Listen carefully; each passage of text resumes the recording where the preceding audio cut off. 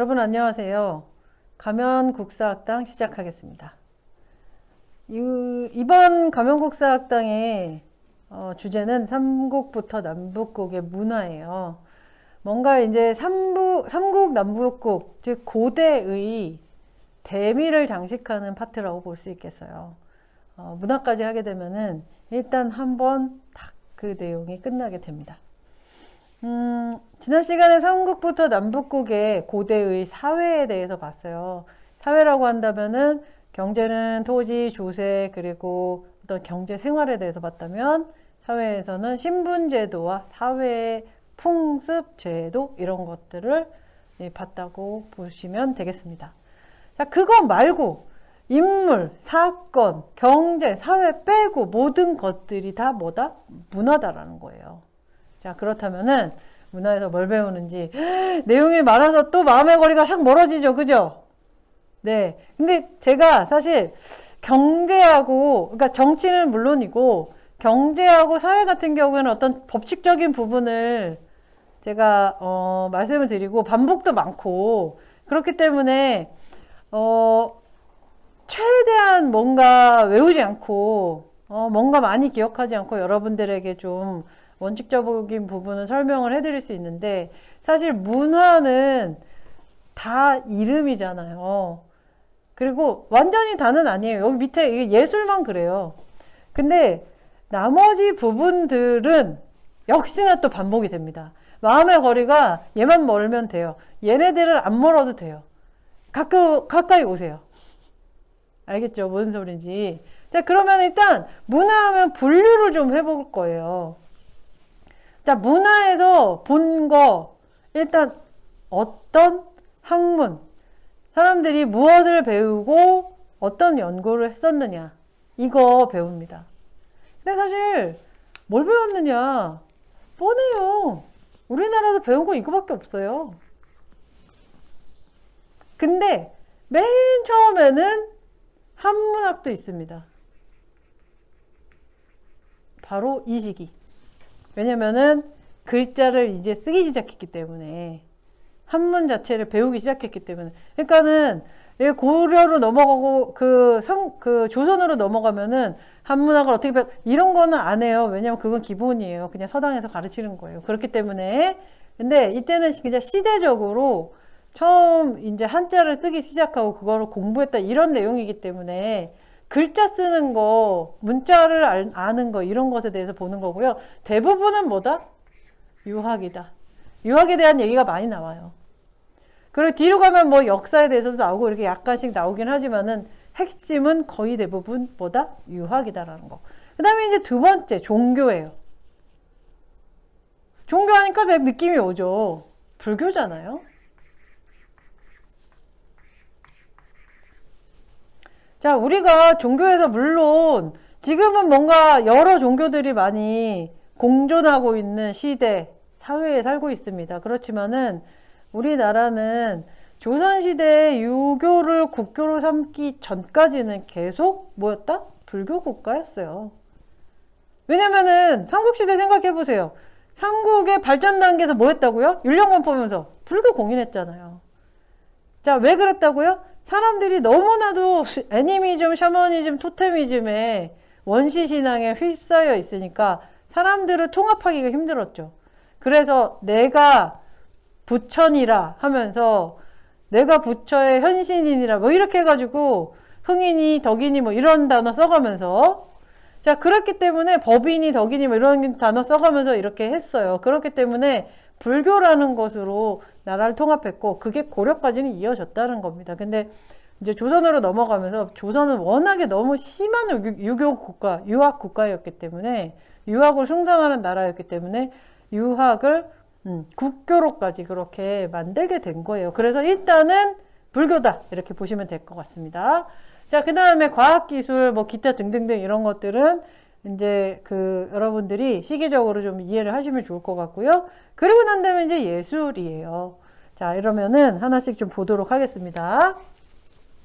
자, 삼국시대에 한자 사용, 붓 발견됐고, 이도나 향찰, 우리나라 음뜻 이렇게 해가지고 만들어서 그 중국의 단어 쓰는 거하고 우리나라에서 또 한자 그 읽는 거하고 다르잖아요. 그런 것들을 약간 발음이나 이런 거를 여기다가 정리해서 넣어서 이둔의 항차를 사용했었습니다.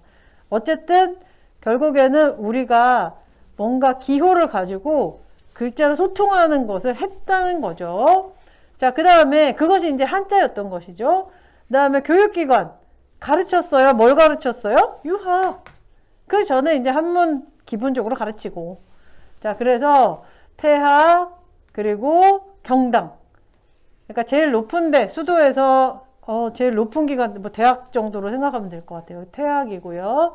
그 다음에 지방에서는 경당으로 일단은 중고등학교 정도로 생각하면 될 것 같아요. 그래가지고 이제 수도로 보내는 거죠. 자, 그 다음에 백제를 보면은 딱 교육기관이 있지는 않아요. 그러니까 있지 않다는 게 아니라 있긴 있는데 그 교육기관의 이름을 몰라요. 기록이 많이 이제 소실되기도 했고, 백제가 이제 제일 먼저 발전했잖아요. 그러다 보니까는 발전하고 난 다음에 그 다음에 고구려한테 치이고 신라한테 치이고 하죠. 그리고 신라하고 백제 사이가 매우 안 좋았어요. 그렇다 보니까 집권하고 난 다음에 백제 관련한 사료를 많이 없앤 거 아니냐라는 그런 추측도 할 수가 있겠습니다. 그래서 백제에 관련된, 특히 백제 문화와 관련된 이런 기록들이 좀 많이 없어요. 그래서 박사제도가 있었다. 이 박사라는 게 지금이랑 좀 비슷하다고 볼 수 있거든요. 어떤 학문에서 경지에 올랐고 가르치는 능력이 있는 사람, 자격이 있는 사람, 이런 사람들을 박사라고 했기 때문에 교육기관도 있었겠지 이렇게 생각할 수 있어요. 그 다음에 한문, 우수한 한문의 문장력을 가지고 있었다. 이런 것들을 계로왕의 국서 또는 사택 지적비에서 엿볼 수가 있다. 이렇게 이제 생각하시면 좋겠는데, 제가 여기 미리 말씀을 드리자면은 사진이 하나도 없어요. 왜냐면은 여기다가 사진까지 넣어서 하면은 너무 그 내용도 길어지고 여러분들이 좀 약간 산만할 수도 있기 때문에 일단은 흐름을 먼저 설명을 드리고, 그리고 내용 정리할 때 기회가 된다면 여러분들에게 어떤 유물의 자료랄지 이런 것들은 좀 보여드릴 수 있을 것 같아요. 근데 어쨌든 여기서 보시면 한문을 썼다. 그게 어디 써 있다? 계로왕이나 국서나 사택 지적비에 비석에 보면은 문장이 글씨도 엄청 예쁘고 문장도 멋있다 이런 내용들이 나오는 거죠. 느껴지는 거죠. 그 다음에 임신서기석 화랑이 유학을 학습했다라는 증거가 나온다고 하는데 임신년에 서약을 기록해 놓은 도래란 뜻이에요. 그래서 보면은 화랑이니까 좀 여러분들 중고등학생? 초등학교 고학년? 중고등학생? 이 정도 나이거든요. 그러니까는 그 임시서기석의 글자를 보면은 이 사택지적비처럼 멋있게 써 있는 게 아니라 진짜 낙서해 놓은 것처럼 생겼어요. 그래서 나 국사책 몇 줄까지 읽을 거야. 뭐 이런 느낌인 거예요. 우리 언제까지 얼마만큼 공부하자? 뭐 이런 내용. 그러니까는 여기는 이제 화랑들이 유학을 공부했다라는 거를 그냥 내용적으로 봤을 때 여기 공부했구나 이런 걸 알 수 있는 기록물입니다. 그 다음에 남북국. 여기 보시면은 통일신라에서 국학 그리고 독서상품권 이거는 하려다가 실패했다고는 했지만 어쨌든 유학을 공부를 많이 하려고 노력했다라는 것을 보여주는 예시라고 볼 수 있죠. 그리고 국학 그리고 발해 주자감처럼 나라의 국가의 교육기관이 있었다라는 거. 그 다음에 역사 공부한 학문도 보통은 매해 매 시대마다 거의 다 나와요. 그래서 역사 보면은 고구려의 신집, 백제의 서기, 신라의 국사 이런 것들이 있다라는 기록은 있는데 사실은 남아있지는 않아요. 그냥 기록만 남아있는 상태예요. 그래서 이문진의 신집, 고흥의 서기, 거칠부 국사 이런 것들이 일단은 역사로 우리가 학문적으로 좀 남아있는 것으로 알고 있다. 써져 있는 것으로 알고 있다. 이렇게 보시면 좋을 것 같고요. 그 다음에 종교로 넘어갈게요. 불교. 불교는 이때는 뭐예요? 처음 시작한 거죠. 처음 시작, 삼국시대는. 그래서 불교를 전래했다. 공인은 전래하거나 공인한 거에 고구려는 소수증명때, 백제는 침례왕때, 신라는 법풍학때. 이렇게 보시면 좋겠고요. 신라의 불교를 보면은 왕즉불사상, 미륵신앙 이런 것들이 있다. 근데 이거는 그냥 모든 나라에서 불교는 다 그래요. 업이라는 게 뭐예요? 전생에 업을 지어서 좋은 업을 지으면 높은 자리에 오고 나쁜 업을 지으면 노비가 된다. 그러니까 어떻게 해라? 지금 네 자리에서 열심히 잘 살아라. 노비면은 열심히 노비짓을 해라. 이런 뜻이에요. 그러니까 그렇게 윤회의 굴레에 백성들을 가둬놓고 나라를 다스리는 거죠. 자, 그래서 지금 내가 왕인 이유는 전생에 내가 잘했거든. 뭐 이런 내용이고.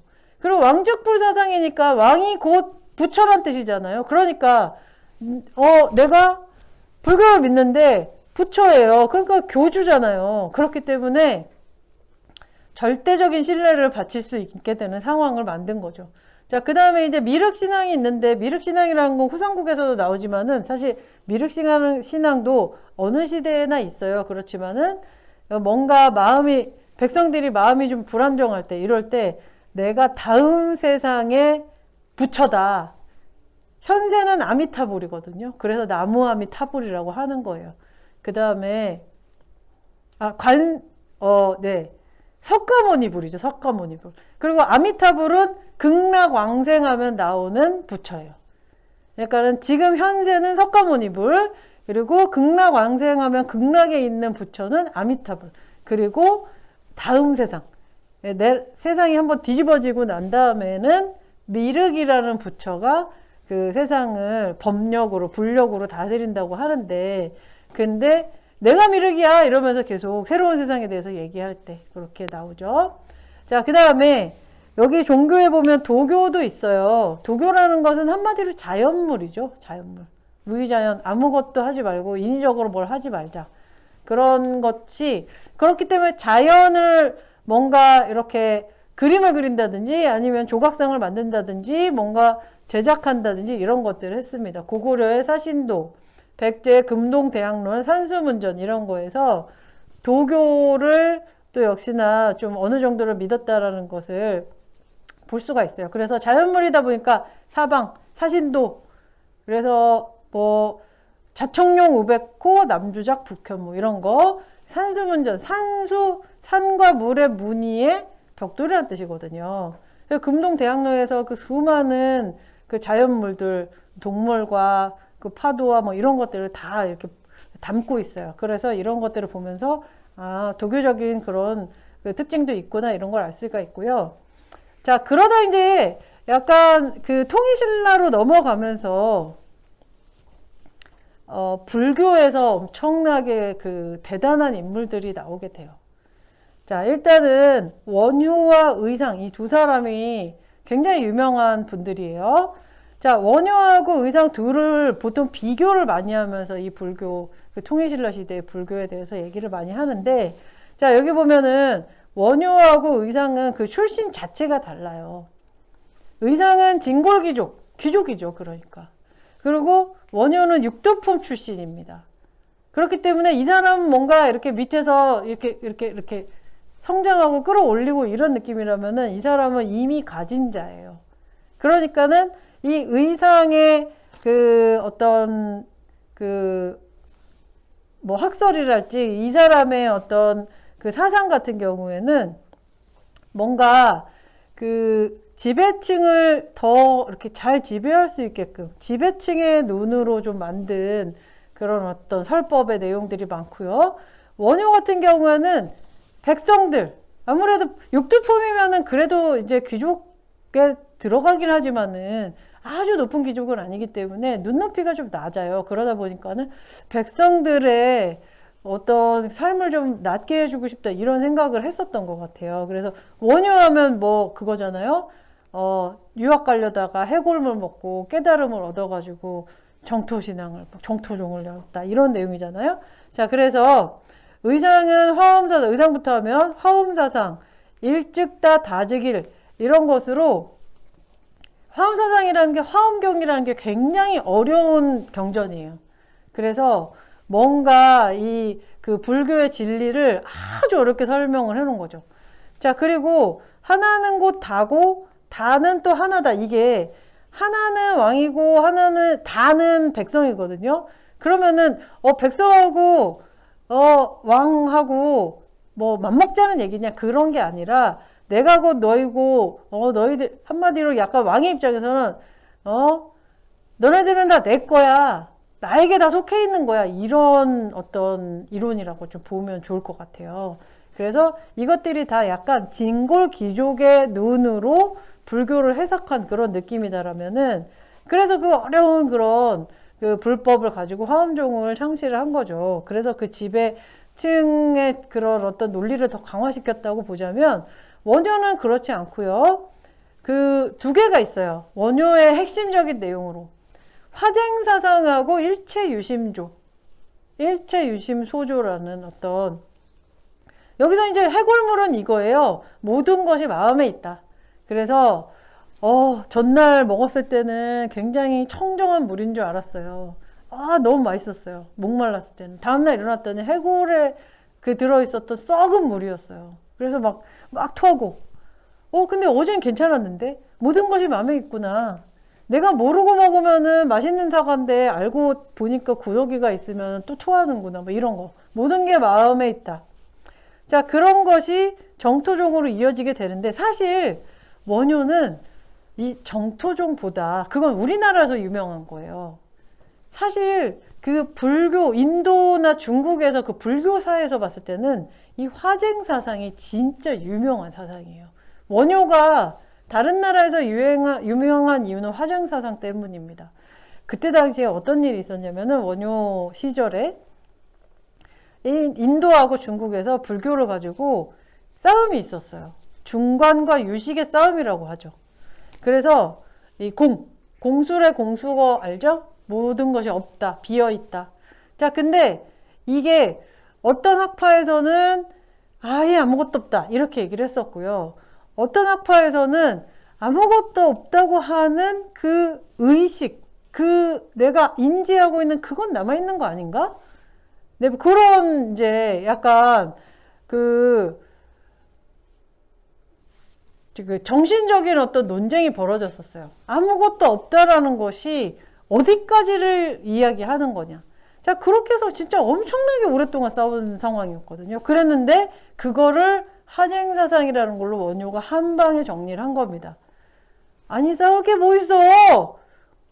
이러나 저러나 불교 아니야. 그냥 싸우지 마. 화쟁, 화합하지 마. 쟁을 끝내고 화합하라 이런 뜻이거든요. 다 똑같아. 그냥 불교야. 그러니까 사람들이 갑자기 맞네 이렇게 해서 끝나는 거예요. 원래는 중간학파하고 유식학파 계속 싸우고 있었거든요.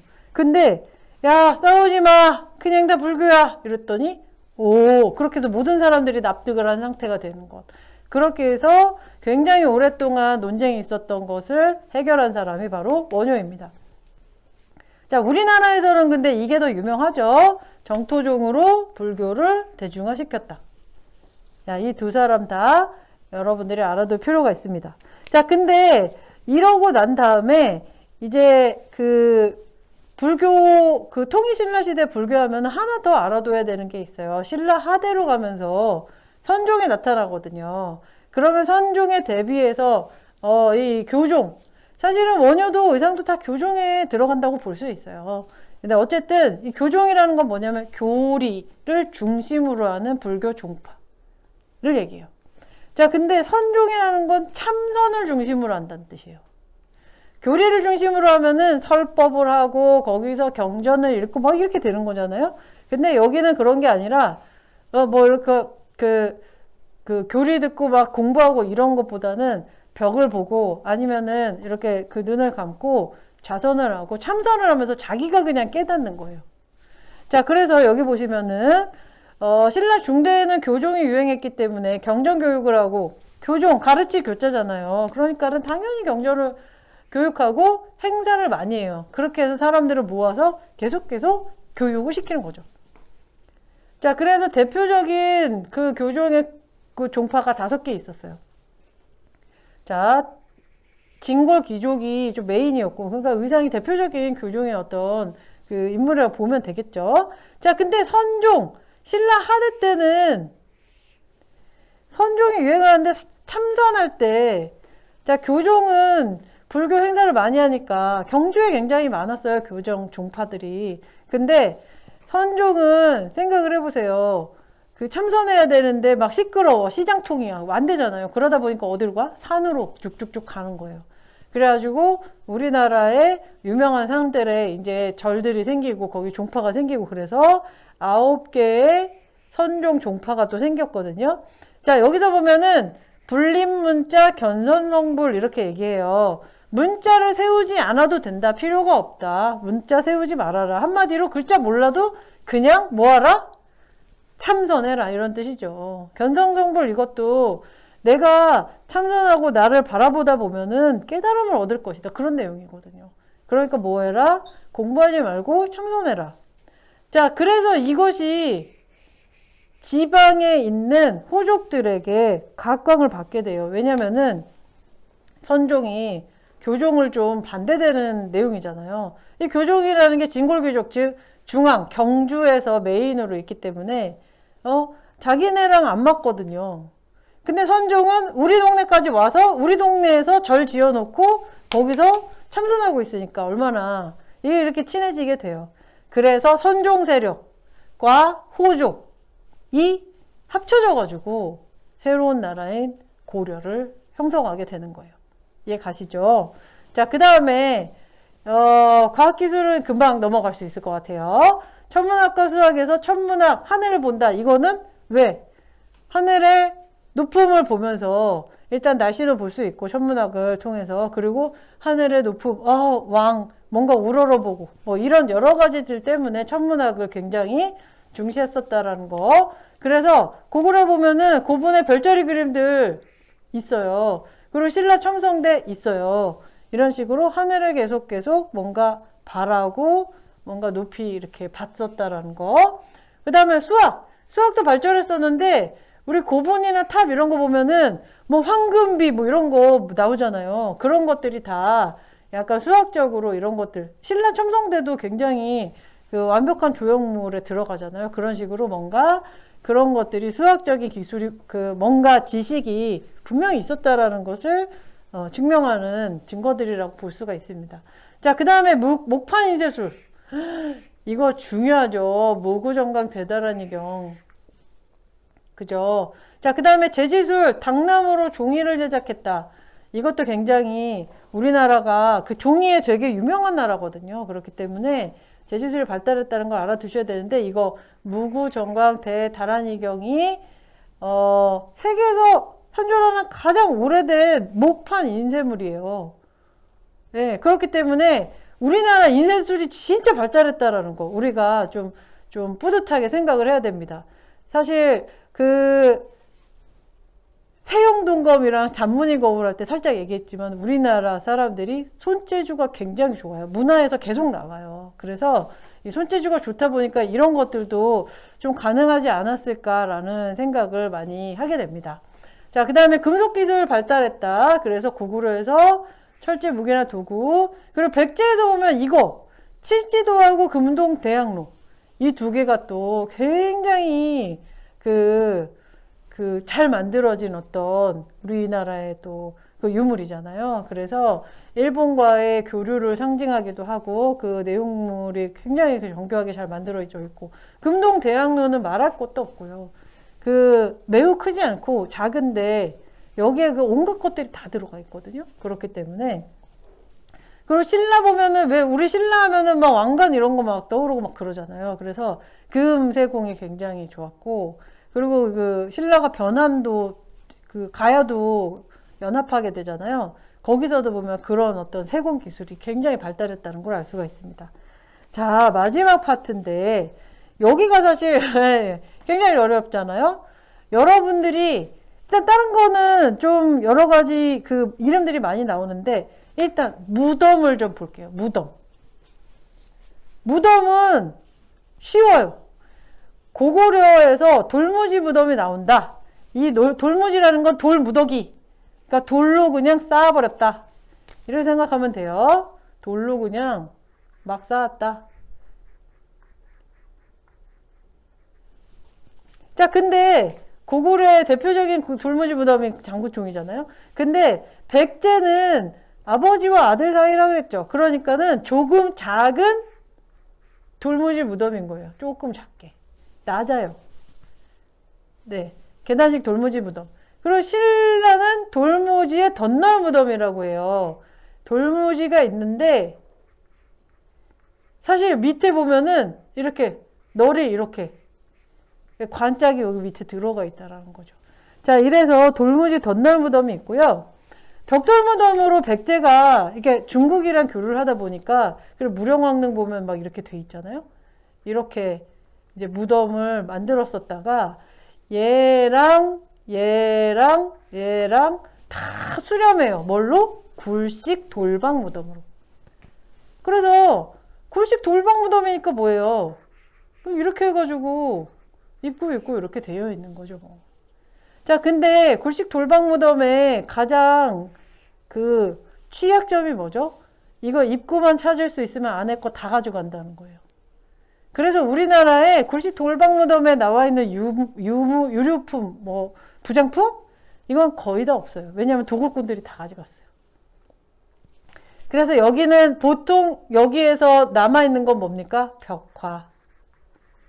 얘네들은 벽화가 있을 수 있어요? 없어요? 벽이 없는데 벽화가 어디 있어요? 근데 여기는 벽화가 있어요. 그렇기 때문에 무슨 무덤에 뭐 고구려 백제 신라의 뭐 무덤 이러면은 뭐다? 이건 후기. 자, 그리고 고구려는 돌무지가 되게 컸다. 그리고 백제는 계단식 조그만 석촌도 고분도 그래요. 자, 그 다음에 신라는 돌무지에 덧널 무덤이 있었다. 그래서 그 덧널 무덤이 돌무지에 들어가 있었기 때문에 여기 있는 부장품들은 남아있는 게 좀 있어요. 왜냐면은 돌무더기를 걷어내고 그거를 가져가지 못했거든요. 자, 그렇게 이제 보시면 좋을 것 같고, 내용 정리를 할 때 조금 더 구체적으로 무슨 유물들이 있었는지 설명을 좀 드릴 수 있을 것 같습니다. 일단은 큰 틀에서 고분은 이런 과정이다라고 보시면 좋을 것 같고요. 그리고 건축. 자, 여기서는 제가 그냥 빠르게 읽고 넘어갈게요. 건축물 고구려의 안압궁, 백제 미륵사, 신라의 황룡사, 지금은 다 터밖에 안 남았지만은 요렇게 있었습니다.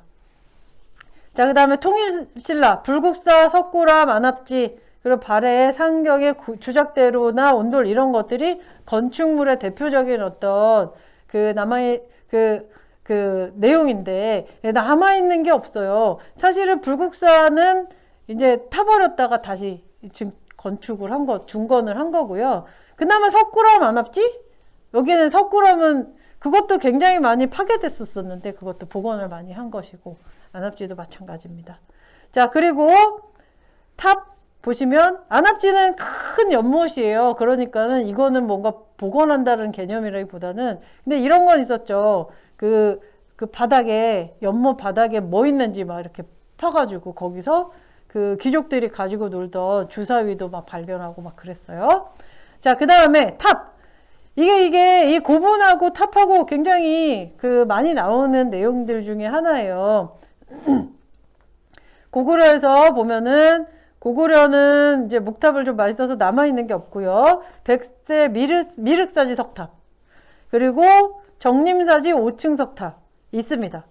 이건 남아있어요. 근데 이제 미륵사지 석탑 같은 경우에는 약간 몇 층인지 몰라요. 왜냐면은 부서져 있거든요. 그래서 지금 복원 작업을 거의 다 완료한 걸로 알고 있긴 한데, 근데 그것을 우리가 이제 정말 정확하게, 물론 이제 이렇게 보면은 알 수는 있으나 그게 완전히 정확하다고 볼 수는 없겠죠. 자, 그 다음에 신라 황룡사 9층 석탑, 그리고 분황사 모전석탑, 통일신라 감은사지 3층 석탑, 석가탑, 다보탑, 진전사지 3층 석탑, 그리고 승탑이라 그래서 부도라고 불러요. 이거는 부처의 탑이 아니라 스님들이라 어떤 유명한 어떤 분들의 탑이라 진짜 탑의 형태를 띠고 있지는 않아요. 이런 탑들이 있는데 이것도 여러분들이 사실 이름을 듣는 것보다는 모양을 보는 게 조금 더 좋다라는 생각이 들거든요. 여러분들이 미리 좀 찾아보시고 내용 정리할 때 또 한번 보시면 될 것 같습니다. 자, 그 다음에 불상 보세요. 불상은 우리나라 진짜 유명한 불상들 많아요. 그래서 일단은 고구려의 영가 7년명 금동열의 입상. 자, 여기에서 제가 불상은 좀 설명을 드릴 건데 입상하고 좌상이 있습니다. 알겠죠? 그러니까 입상은 서 있는 거니까 불상이 서 있으면 입상이에요. 그 다음에 좌상이 이렇게 양쪽으로 가부좌를 하고 있을 수도 있고 반가부좌를 하고 있을 수도 있어요. 그래서 반가사유상 하면은 반가부좌를 하고 뭔가 이렇게 사유 생각을 하고 있는 듯한 그런 느낌이 드는 그 어떤 그 불상이 있을 수 있습니다. 그런 식으로 뭔가 사실 우리나라의 이런 유물들 이름 짓는 걸 보면은 굉장히 뭔가 시기 그리고 모양 뭐 이런 게 다 나와 있어요. 그래서 이름이 긴 거예요. 네, 1호 불상, 2호 불상 이러면 되게 편할 텐데 그게 아니라 시기, 뭐 재질, 그리고 모양 뭐 이런 것들을 다 넣다 보니까 굉장히 긴 거예요. 영가 7년에 그러니까 금동으로 만든 입상인 거죠. 자, 그 다음에 서산의 마의 삼존불상. 서산에 있는데 마의 절벽을 깎았다 이런 뜻이에요. 삼존불, 불상이 3개네. 그지. 그렇게 해서 이거는 그러니까 불상이긴 한데 벽을 깎았으니까 완전히 뒷모형을 보는 게 아니라 앞모습에 이렇게 굴곡만 있다. 이렇게 보시면 될 것 같고요. 그 다음에 경주의 베리에 삼존불이 있어요. 경주의 베리에 삼존불이 있는데 그것도 3개지만 이거는 마애가 아니기 때문에 삼존불이 다 있습니다. 근데 굉장히 투박하게 생겼어요. 자, 그 다음에 성덕대왕 신종, 상원사종, 그리고 이불병좌상. 이불병좌상은 2개의 불이 병렬해서 앉아있다 이런 뜻이에요. 이렇게 생긴 걸 보면은 뭐다? 발해. 그리고 발해 석등도 유명하고요. 자, 이런 식으로 불상이나 공예품들 이런 것들이 다 대부분 불교식이다 이렇게 보시면 될 것 같습니다. 자, 그 다음에 다른 예술로 봤을 때 김생의 글씨, 그리고 천마총에서 나온 천마도, 그리고 솔고의 노송도, 그리고 음악의 왕산악과 우로 뭐 이런 것들이 있고요. 이런 인물들이 있고요. 그 다음에 우리의 이 그 우수한 문화가 특히 백제를 통해서 일본으로 많이 넘어갔어요. 그래서 일본으로 전파된 우리 문화, 아지키 왕인, 그리고 고류사 미륵 방가사유상, 호류사의 백제 관음상, 그리고 금당벽화, 담징의 금당벽화 이런 것들이 사실은 우리가 전해준 건데 막 그 일본에 막 무너지고 막 이래요. 그만큼 우리의 그런 선진 문화들을 일본에서 많이 받아들였다. 일반의 입장에서는 늘 약간 그 문화적으로 우리의 것을 많이 받았다라는 것을 뭐 부정하고 싶겠지만은 역사에서 말해주고 있죠. 그러니까 한마디로 한자 사용하는 거나 이런 것들도 우리가 가르쳤고, 이런 어떤 문화재에서 대표적인 문화재들도 우리가 이제 우리의 기술이 또는 우리의 아예 물건이 아니면 우리의 사람이 가가지고 만들어준 것들이 꽤나 많이 있다라는 거. 이건 뭐 그냥 사실이니까 말씀을 드릴게요. 자, 그래서 그런 것들이 아스카 그리고 하쿠오 문화의 성립, 발전에 도움을 주었다. 이렇게 이제 말씀을 드리겠습니다. 자, 일단은 문화는 내용이 많아요. 그래서 선생님이 좀 길게 얘기를 했는데 여기에서 핵심적으로 학문에서 유교, 그리고 유학, 그리고 종교에서 불교, 그리고 나머지들 이렇게 좀 집중적으로 여러분들이 보시면 되겠고요. 내용 정리 시간에 이제 그림이랄지 아니면은 그런 자료들은 조금 더 보도록 하겠습니다. 내용 정리 마쳤습니다. 수고하셨습니다.